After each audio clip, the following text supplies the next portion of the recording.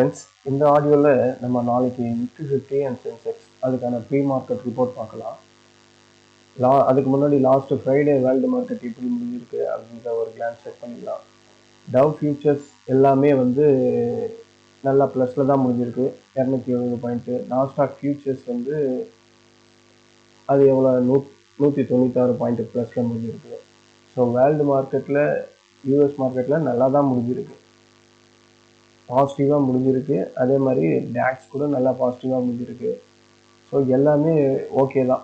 நம்ம gift Nifty எவ்வளோ work out ஆகுதுன்னா ஒரு 129 பாயிண்ட் ப்ளஸில் தான் இருக்குது.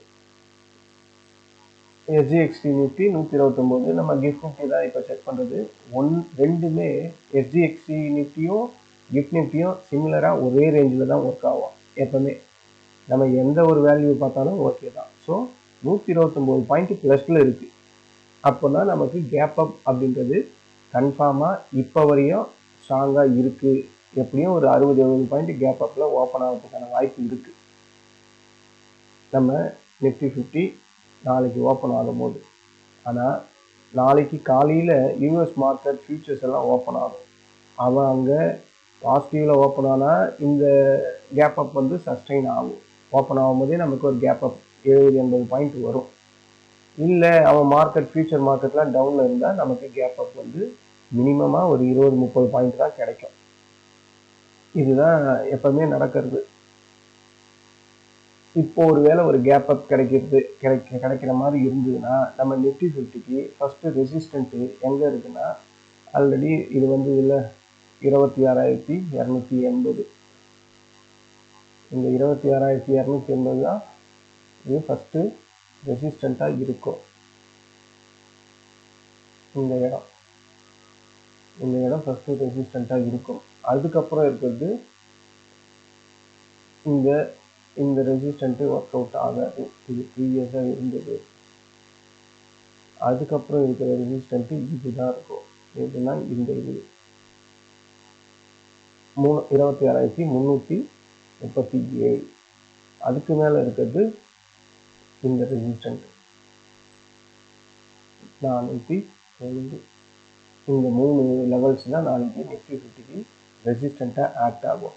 ஃபஸ்ட்டு ஆல்ரெடி அந்த 26,282, அதுக்கப்புறம் 26,337, அதுக்கப்புறம் இருக்கிறது 26,400. இந்த லெவல்ஸ் நாளைக்கு நிஃப்டி 50க்கு ரெசிஸ்டண்ட்டாக ஆக்ட் ஆகும். ஒருவேளை ஒரு கேப் அப் கிடைச்சாவே கண்டிப்பாக இந்த ஃபஸ்ட்டு ரெசிஸ்டண்ட்டுக்கு மேலே தான் ஓப்பன் ஆகும். இப்போ க்ளோஸ் ஆனது 26,209 இருக்குது மார்க்கெட்டு. ஆமாம், 26,209 க்ளோஸ் ஆகிருக்கு. ஒரு 60 பாயிண்ட் கேப் அப் கிடைச்சா கரெக்டாக இதில் தாங்க ஓப்பன் ஆகும். அந்த ரெசிஸ்டண்ட்டு கிட்ட தான் ஓப்பன் ஆகும்.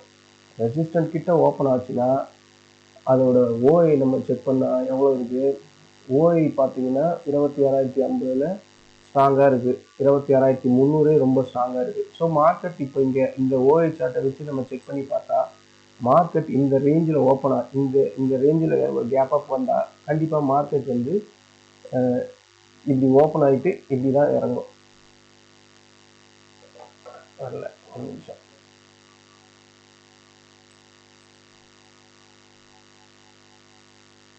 இங்கே ஓப்பன் ஆகிட்டு இப்படி தான் இறங்கி இப்படி கீழே இறங்கிட்டு இப்படி மேலே போகலாம்.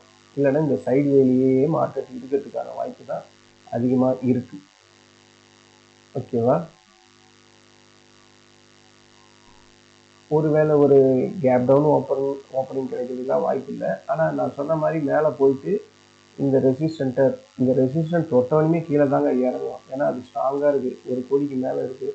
இதில் 26,300 புட் ரைட்டர்ஸ்லாம் அந்த அளவுக்குலாம் ஒன்றுமே இல்லை.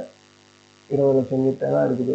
அது ஒரு வேளை நாளைக்கு மாறலாம். ஏன்னா கேப் அப் ஆகும்போது சில பேர் அங்கே போய் சப்போர்ட்டை க்ரியேட் பண்ணலாம் ஸ்ட்ராங்காக. பட் ஆனால் அது உடனேலாம் நடக்க வாய்ப்பே கிடையாது, கொஞ்சம் லேட் ஆகும். ஆனால் ஓப்பன் ஆகும் போதே மார்க்கெட் கீழே வர்றதுக்கு வாய்ப்புகள் அதிகம்.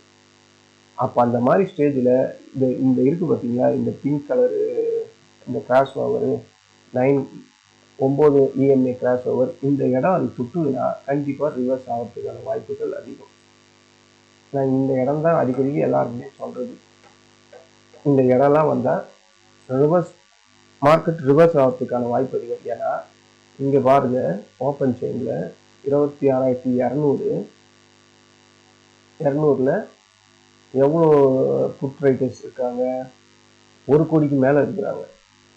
ஸோ இதை வச்சு தான் நான் சொல்கிறேன், அந்த மார்க்கெட் இப்படி போயிட்டு சடார்னு கீழே இது வரையும் வந்துட்டு மறுபடியும் ரிவர்ஸ் ஆகிறதுக்கான வாய்ப்பு தான் அதிகமாக இருக்குது அப்படின்றத இதை வச்சு தான் நான் அடிக்கடிக்கு சொல்கிறது. இந்த இடத்துலயே சில பேர் ரொம்ப ஸ்பீடாக இருக்கவங்க இங்கேயே ஃபஸ்ட்டு அந்த 9.15 ஓப்பன் ஆகிட்டு இது வரையும் வராங்க, அங்கேயே ஒரு ட்ரை பண்ணலாம். இது ரொம்ப ஸ்பீடாக இருந்தால் மட்டும்தான் அந்த ப்ராஃபிட்டை பிடிக்க முடியும். ஆனால் எப்போவுமே நான் சொல்கிறது, அந்த 9.15 9.5 கேண்டில் விட்டுடணும். ஏன்னா அதோட மொமெண்டம் ஹெவியாக இருக்கும். அதனால் அதை விட்டுட்டு அதுக்கப்புறம் நம்ம ட்ரை பண்ணுறது தான் பெஸ்ட்டாக இருக்கும். மார்க்கெட்டு இந்த 26,213 அப்புறம் இந்த 26,220 இதெல்லாம் டச் பண்ணாலே மேலே ரிவர்ஸ் ஆகிறதுக்கு தான் வாய்ப்பு அதிகம். ஆனால் லாஸ்ட்டு ஃப்ரைடே எஃப்ஐஎஸ் 3,000 கோடிக்கு மேலே கேஷ் மார்க்கெட்டில் செல் தான் பண்ணி வச்சுருக்காங்க. ஸோ அந்த மந்த்லி எக்ஸ்பைரியில் வாங்கியிருந்தாங்க, அதுக்கப்புறம் கண்டினியூஸாக செல்லிங் தான் பண்ணிகிட்டு இருக்காங்க 2 நாளாக. அதனால் உஷாராக இருங்க. மார்க்கெட்டோட ரியல் சப்போர்ட்டு இந்த 26,143 தான். ஒருவேளை ஒரு கேப் டவுனில் ஓப்பன் ஆகாது. ஓப்பன் ஆனால் இதுக்கான ஃபஸ்ட்டு சப்போர்ட்டு இந்த 26,143. அதுக்கப்புறம் இருக்கிறது 26,065. அதுக்கப்புறம் இருக்கிறது 25,965.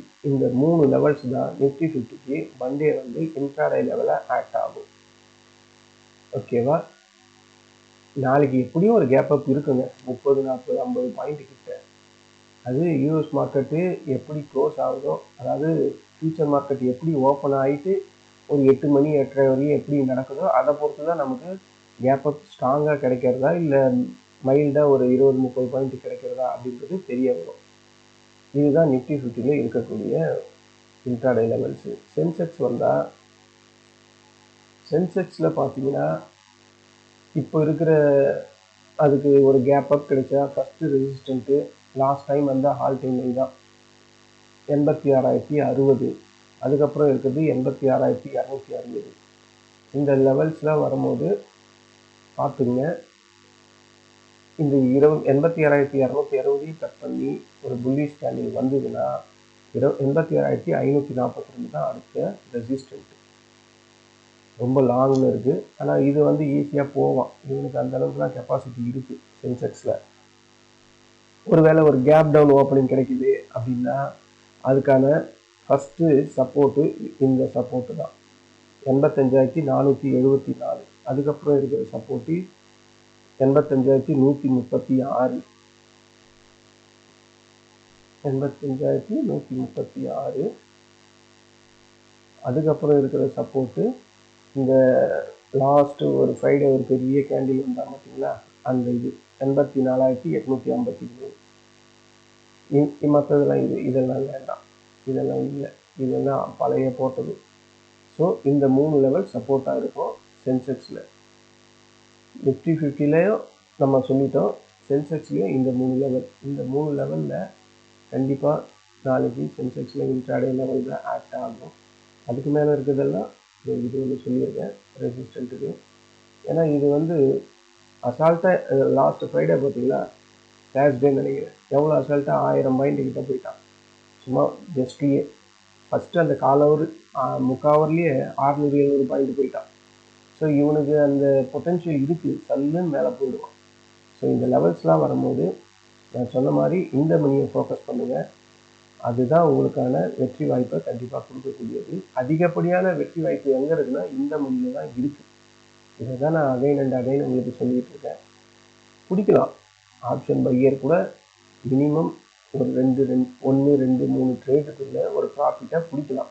நான் பிடிச்சிக்கிட்டு தான் இருக்கேன், என்னை சார்ந்த என் ஃப்ரெண்ட்ஸும் பிடிச்சிட்டு தான் இருக்காங்க. ஸோ நாங்கள்லாம் பிடிக்கும் போது உங்களாலையும் பிடிக்க முடியும். அதனால் கரெக்டான என்ட்ரி லெவலை சூஸ் பண்ணுங்கள். ஒரு 10% ப்ராஃபிட்டு உங்கள் கேபிட்டலில் நீங்கள் எவ்வளோ இன்வெஸ்ட்மெண்ட் பண்ணுறீங்களோ அதில் ஒரு 10% ப்ராஃபிட் இருந்தால் மனசார ப்ராஃபிட்டை புக் பண்ணிங்க. இன்னும் வரும்னு வெயிட் பண்ணாதீங்க. இன்னும் வரும்னு வெயிட் பண்ணுறது அடுத்த ஒரு ட்ரேடில் பார்த்துக்கலாம். ஃபஸ்ட்டே ஒரு பாசிட்டிவான ட்ரேடு, ப்ராஃபிட்டபிள் ட்ரேடாக பண்ணிவிடுங்க ஃபஸ்ட் அட்டம்ப்ட்டு.